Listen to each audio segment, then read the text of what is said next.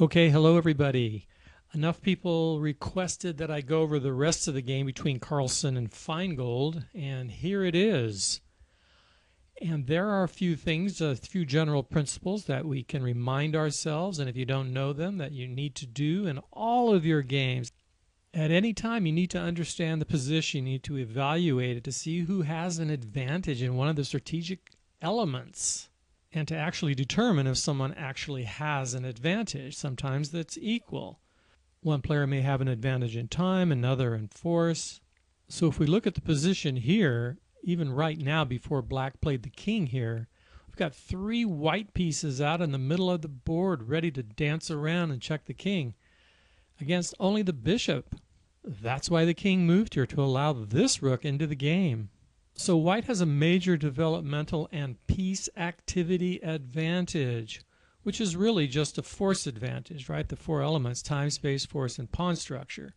And in order to maintain it, you got to keep attacking, keep checking, keep creating threats, tactical threats. And if you can't win material or mate the king, then you use that advantage to convert it to another advantage, like weakening the pawn structure or converting it to a spatial advantage.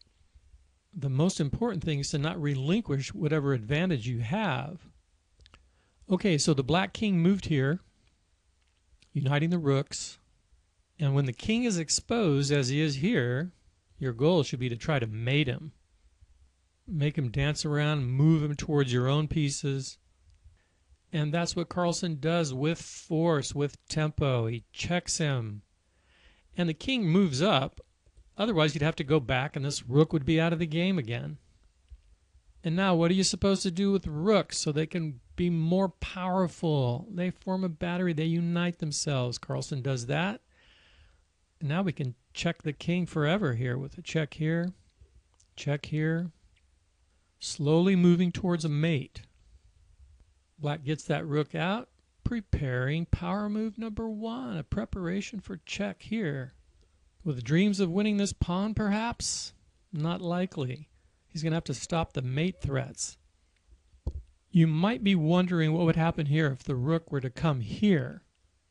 Always know what you've got in your pocket. There's a mate threat here with the knight to d4 check if this bishop weren't here. So if this rook came here, we could check the king and actually get the rook exchanged. The bishop would be forced to take the knight, and then you could grab this. But you'd be up the exchange and then win with rook against bishop. Whatever skill level you're at, you have to calculate to the best of your ability. Come up with a plan, and if it doesn't work, figure out why it doesn't work and then remove the obstacles to realizing your plan. In this case, the plan is to mate the king. If you can't do it immediately, then bring another man into the battle.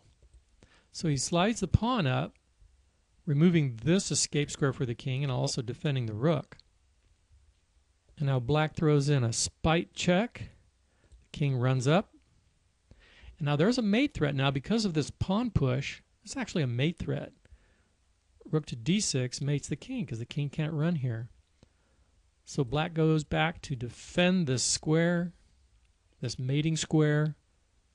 If your opponent shuts down one of the ways that you can mate the king or gain an advantage, then look for other ways. Even if there's an obstacle, because you'll remove that obstacle. So we look here, if the knight comes here with check, that would be checkmate if this bishop weren't here. So let's move that bishop out of the way. So he moves to e5. And he actually resigns here, because now he's going to lose material, and that's what often happens.